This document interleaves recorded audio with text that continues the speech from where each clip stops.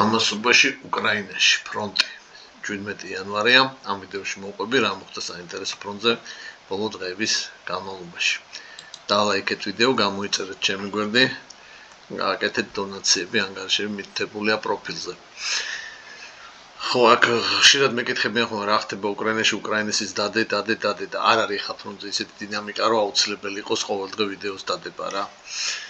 არ არის ისეთი რა მნიშვნელოვანი ცვლილებები რა და შემიძლია ეს მოსაწყენიც იქნება და ხო ერთი და იგივეს მოყოლა მომიწევს რა.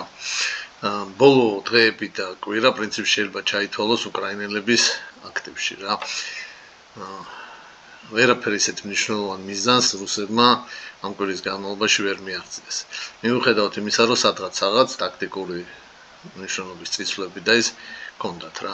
უკრაინელებმა ზოგ მონაკვეთზე ფრონტის დაასტაბილურეს სიტუაცია, დანარჩენზე მაქსიმალურად შეანელეს რუსების წინსვლა და მეტგარ წინააღმდეგობას უწევენ სერიოზული ბრძოლებია რა.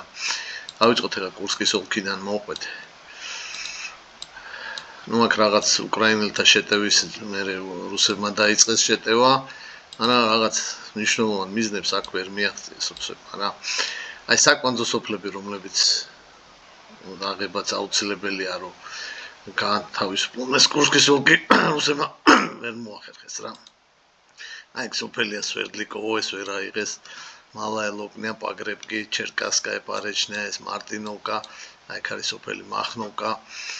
და მიუხედავად იმისა, რომ ძალიან ცდილობდნენ და ამ პოგრებკიში და მახნოვკაში პრინციპში შესულებიც არიან, მთლიანად ამ დასახლებულ პუნქტების დაკავება ვერ მოახერხეს. მოკლედ ეს პერიმეტრი უჭირავთ რა უკრაინელებს და ხო ეხლა ეს ბოლო 2 დღეა საერთოდ პრინციპში შეწყდა კიდევაც რუსების შეტევები რა.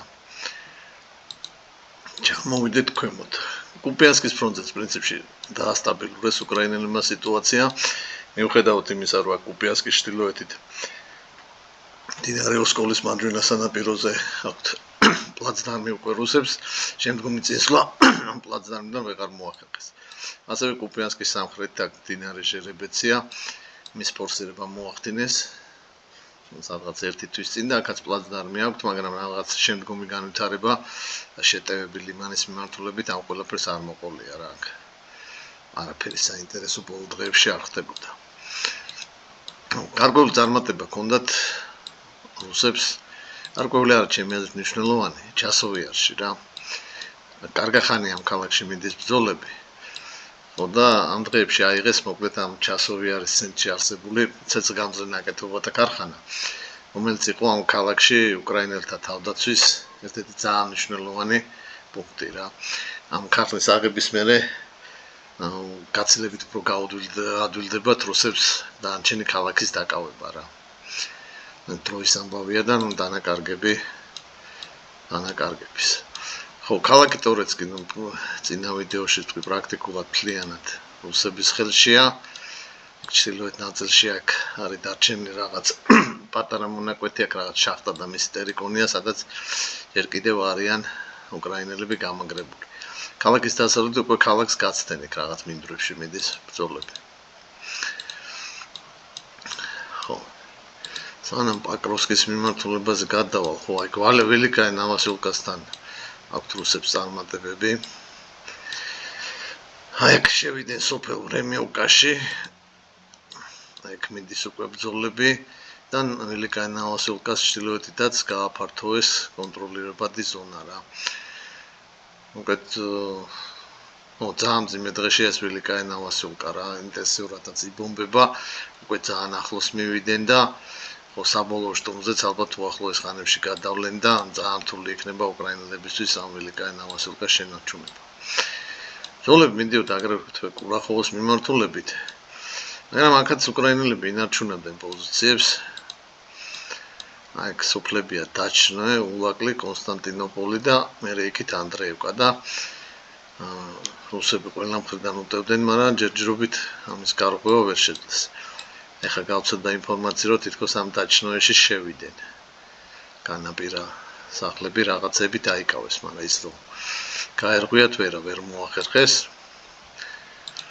ხო, აქეთ უფრო ჩრდილოეთითაც ეს ხაზი უკრაინელთა თავდაცვის ანდრეევკას რიბნოე აქეთ არის ნადეჟდინკა სოფელი ნოვოალექსანდროვკა უსპენოვკა პრინციპში ეს ხაზიც დგას რა მე უსპენოვკა შევიდნენ რუსები მე უკრაინელებმა კონჩეტებით დაიბრუნეს და მოკლედ ხელიდან ხელში გადადის სერიოზული ბრძოლებია ხო ამ უსპენოვკის მერე უკვე დნეპროპეტროვსკის ოლქის საზღვარზე გადიან რუსები და ამის მიღწევას ცდილობენ მაგრამ ჯერჯერობით უშედეგოდ ხო აგრეთვე უტევდნენ რუსები პაკროვსკის მიმართულებით და აქ მოახერხეს ძალიან ახლოს მისვლა ამ ტრასასთან რა ეს არის აი მეჟევაიას და პაკროვსკის დამაკავშირებელი ტრასა რომელიც ერთ-ერთი ლოჯისტიკური მარშრუტი იყო პაკროვსკის მომარაგების და როგორც იძახიან საცეცხლე კონტროლი დაამყარეს მოკლედ ამ ტრასის გამოყენება უკრაინელებს უკვე აღარ შეუძლიათ და ეგ სერიოზული ბრძოლები მიდის რა სხვადასხვა ინფორმაცია ვრცელდება მოკლედ ეს სოფელი კოტლინო ნაწილი რუსების ხელშია ნაწილი უკრაინელების ხელში ხო და კანაობს რა საქანელო რა მოკლედ საით გადაიხრება სასწორი ამ დღეებში უნდა გამოჩნდეს მაგრამ თავარი ეს ტრასა არ არის თავარი არის ეს ტრასა რა ქალაქ დნეპრის და პაკროვსკის დამაკავშირებელი ტრასა E50 ქვია რუსეთის თავარი ამოცანა არის აი მეჟევიკა პაკროვსკის ტრასის გადაჭრის შემდეგ აი ამ ტრასის გადაჭრა და უკვე კრიტიკული გახდება პაკროვსკის მომარაგება ანუ თავარი ლოჯისტიკური მარშრუტი აღარ არსებობს აგრეთვე წარმატებები ჰქონდათ გარკვეული პაკროვსკის აღმოსავლეთით ეგ ვაზდვიჟენკა სოფელი და ამ სოფლის მიდამოებშიც პრინციპში გადაჭრეს პაკროვსკის და კონსტანტინოვკის დამაკავშირებელი ტრასა ну როგორც მინიმუმ აქაც საცეცხლე კონტროლია და ამ ტრასის გამოყენება ლოჯისტიკისთვის პრაქტიკულად შეუძლებელია აი ეს იყო პრინციპში ძირითადად ისი თქმაც მინდოდა რა მოკლედ აი აქ მიდის რა აი გადამწყვეტის მიდის აქ მაგრამ რო თქვათ რომ რუსები რაღაცა მიშხვილობენ არა თუ სადმე წინ მიდიან მიბობყავენ თან არასტაბილურად რა შეიძლება წინ წაიწიონ შეიძლება უკან დაიხიონ იქიდან კონტრშეტევები მთელი ამბავი რა და დანაკარგებით საკმაოდ დიდია ისინი ქვეყნდება რა კადრები უკრაინელები აქვეყნებენ ჯავშან კოლონების განადგურების იქ ცოცხალი ძალის არც რუსები არ აკლებენ ინტენსიურად იბომბება უკრაინელთა თავდაცვის ეს მთელი ხაზი რა ავიაბომბები სოლცეპიოკები ყველაფერი რა მოკლედ გუგუნებს აქაურობა რა რა მნიშვნელოვანი ის თუ მოხდა აქ მაგაზე მე ცალკე ვიდეოს დავდებ ხო ეს იყო სულ რა მომენტისთვის ასე ახლებიც არის მადლობთ ყურადღებისთვის